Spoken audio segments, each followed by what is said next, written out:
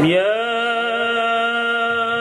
أيها الذين آمنوا اتقوا الله حق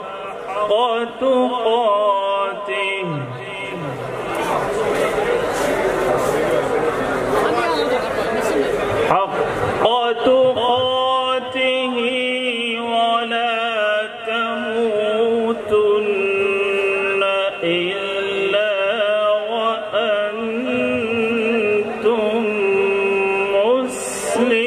مسلمون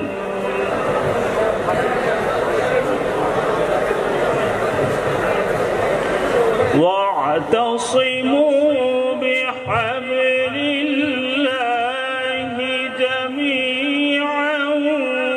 ولا تفرقوا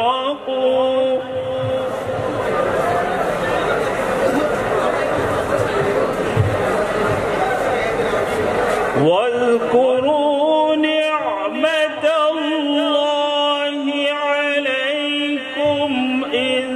كنتم أعداء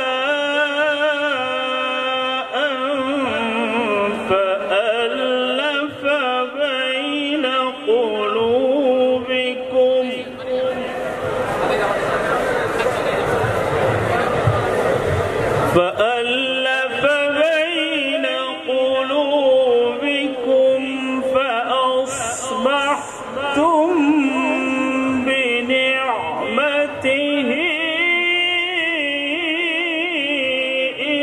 إخوانا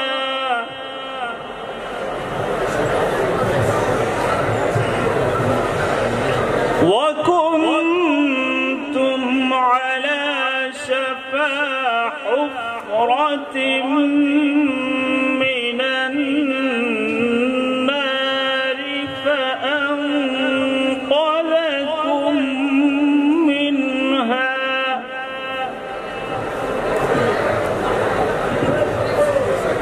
كذلك يبين الله لكم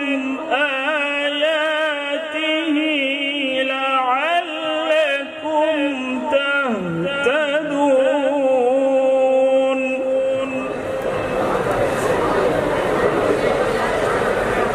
ولتكن منكم أمة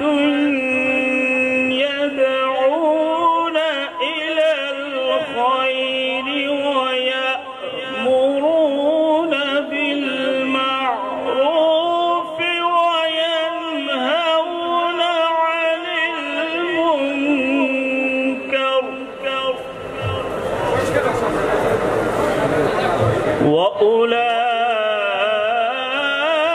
وأولئك هم المفلحون